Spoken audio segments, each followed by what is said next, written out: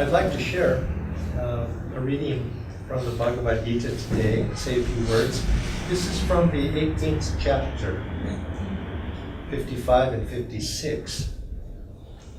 I'll stand here. Somebody's behind the pillar always.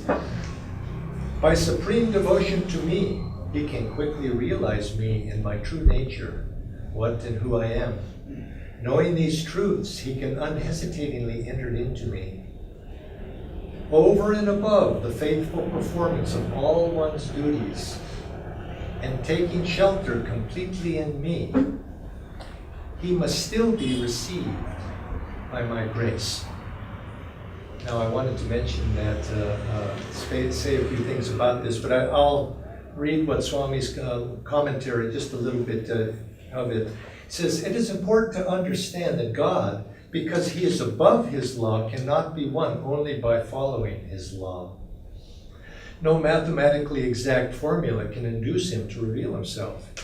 Man thinks too easily that he himself can cause things to go the way he wants, if only he will make the correct effort. This is notably the attitude of modern science.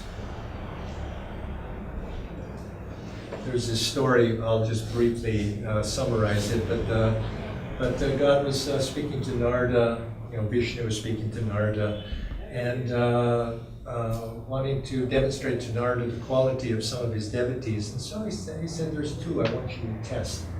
And so he sent Narada down to the first one, who was an anchorite yogi who had been meditating in the mountains for 50 years, let's say, doing austerities, 12, 15 hours a day, and so on. And so Narada said to this first anchorite who was there, interrupted his meditation and said, God has heard your prayers. And the anchorite said, well, finally, at last. And he says, and Narada says, God, but he wants you to know he will be coming soon to you. But first he is passing 50 elephants through the eye of a needle. And when he finishes, he will come. And the anchorite said, what nonsense is that? Passing elephants through the eye of a needle. He says, I've had it with this God business. He's going to take him forever to pass 50 elephants through the eye of a needle. And I've been waiting, and I've been praying and spending hours meditating. I've had it with this meditations, and that's it. 50 elephants through a needle. Ridiculous. Well, and so anyway, he goes back, and Narada goes back and says, well, and then Vishnu says, well, here's another fellow, go test him. But he's a little bit of an odd fellow. And so he goes to the second devotee, and it's odd, he went to visit him, but there were bottles lying around, and he was a drunk. And God, as Narada says to him, he says, sir, I want you to know that God has heard your prayers. And he says, but he won't come until first he's passing 50 elephants through the eye of a needle. And the man says, oh, that playful fellow, that playful fellow, I'm so happy he'll be here in an instant. What is 50 elephants through a needle? A challenge for God. And of course, then Vishnu appeared to him. Well, of course, then he had the right attitude. He says, because he in a sense, he was in love with God. He loved God, and he understood, whereas the other was, in a sense, expecting God to respond to him for the years of austerity. And in this reading today is making this point that we can't approach our spiritual life with that sort of attitude. It's the attitude of love that ultimately wins God to us. But if we approach it, no matter how much we meditate, no matter how much we do our kriya, no matter how much service we give to this cause or that cause, if it's done with the attitude of I am pleasing God, then God will come to me. Yes, that's pleasing. It's pleasing, but anything when done in the expectation to come, it's still, no matter what you do outwardly, God comes through grace. God answers, it's God's grace. It's not a mathematical, I do this much, and then the divine gives me this much in return. There's always that element of grace, because otherwise, if it was strictly mathematical, where would be the need for God? There would just be a matter of process, and God is beyond that, and then something more is needed, and it's God's grace that always must be invoked. And what is God's grace, really? I'm not sure I've heard it said this way exactly, but I think God's grace is an aspect of God's love. And love is an aspect of God, so love too is beyond the law. And in each one of us, there's that spark of that divine within each one of us. And that divine spark is the spark of love that's within each one of us. That if we blow upon that spark and kindle it, it flowers. And that love is what draws that grace to us. Now, I was thinking about this topic last Sunday in a little slightly different way, because I was doing a satsang in Gurgaon, where I was last week. And I mentioned something about free will, and that Swami Kriyananda once said that you get up in the morning and you pick a tie out of your, to rub onto your shirt. It says even the color of your tie you pick is determined by your karma.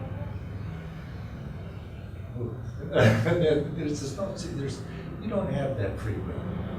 Now that's radical. That was a radical statement. Now, I don't know if he was stating it that strongly, but just to catch my attention or somebody's attention. But it says even that little bit is predetermined by your tendencies. Now, I was saying that, but yet at the same time, the saints say, Master said, Yogananda said, he says we may not have free will. We think we do, but we don't.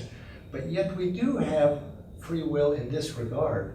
We have free will to turn whatever happens to us in life, whatever happens to us, we have the choice of how to face it and react to it. We can look to the light, or we can look to the darkness. That is our choice in every reaction that we have in life. In other words, you could say, is the glass half empty or is the glass half full? However we want to approach it.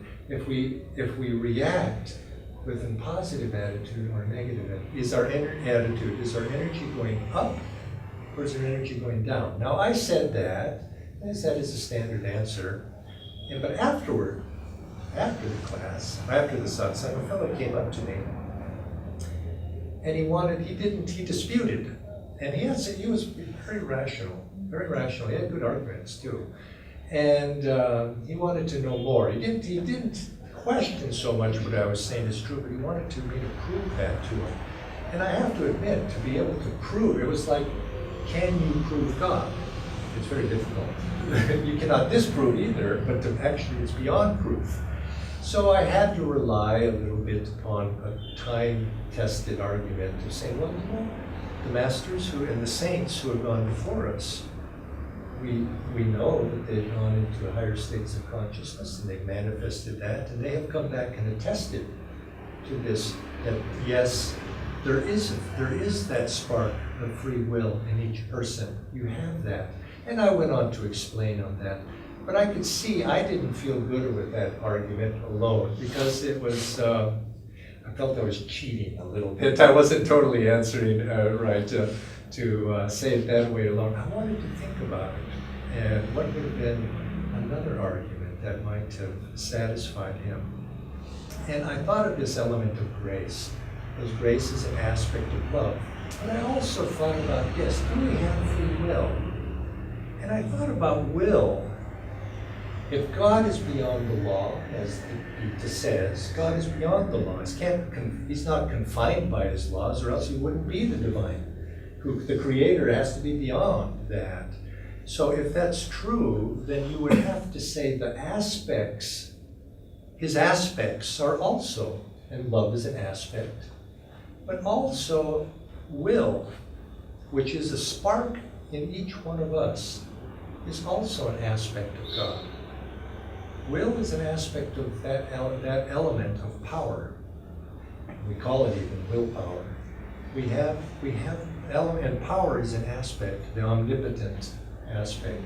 of the divine. And that's a spark too. It's implanted in each one of us. We have been given a very blessed gift as humans, and the animals don't have. The animals, we have a dog out there at our community out there, Mama Dog, and very sweet dog. But I think, a dog or an animal or a pet has very little self-awareness of themselves. They don't feel themselves, I don't think, or at least this is what's been said, they don't feel themselves separate from what's going on. They just act in a certain way, impulses and actions. They don't have a self-awareness so much. They don't have ego. And we as humans have been given a very blessed gift. We don't always think of it that way, but it is. We've been given an ego, a sense of being separate from God. That's what we feel. Each of us feels a sense of separation, individuality. I'm the doer. I'm separate. Now, I say that's a blessed gift when it seems like it could be as a curse in a sense, but it's not, because it's that step of separation that we then, the whole journey of learning to bridge that separation and reunite ourselves once more with the divine, that is the spiritual life and the spiritual path, and is the destiny for all souls to ultimately be drawn back by that power of divine love back to that unity again. And that's a blessed gift that separates us from the animals. And it may take some time, but that's our destiny to do that. And the spark within each one of these of us, and it's a delusion, of course, this is an illusion that we're separate, because we're really not. Well, implanted in each one of us also is another spark. I mentioned one already, spark of love. That's within each one of us, and a little bit there. But we also have another spark, and that's the will. We have the power of the will. It's only a spark. Now, what is a spark? It's a flame, but it's not really. It's just a essence of a flame. We have to make it burst into a fire, but it has the same essence as a flame, and that little bit of will is where we begin. And if you look at the teachings, the lessons of Paramahansa Yogananda that he distributed and he wrote, he begins very early with his techniques with the discussion of will. That's where he begins. He says we need to develop the will. We need to develop those exercises that we did out there, those energization. Those aren't for pepping up the body, making us healthy. No, they do that. But they're exercising the will. The greater the will, the greater the flow of energy too. And the spiritual path is learning to take that little spark of the will and increase it until it becomes a dynamic, divine will. And we puff on it, and just like a little fire, the fire you just, then it bursts up into flame. It's the same with that will. We've been given that gift. And that will ultimately becomes very strong. But it's only when that will has to become strong, lifetime after lifetime becomes very strong. But to the degree that it's directed by ego, it's going to be lead us into difficulties. It doesn't lead us to God. We're in the realm of karma when we work through the ego. Action, reaction. We're in the realm of karma again, and there is no truly free will. When Swami was making that statement, he says, as long as we're in the realm of ego, behind the scenes, where our will is not free. It's bound by karma and tendencies and past actions. But yet, if we can raise that will and make it strong enough, we can then transcend it. And we transcend it, we gain strength to be able to surrender it. And that's what it is to give it up. Because the ego will not take us where we want to go. We have to surrender. And this is the story of Bhishma in the Mahabharata. Bhishma, of course, represents, in that story, he represents ego. He's great. I think he was one of my favorite characters in there. He's just such a noble soul. And what does he do at the end?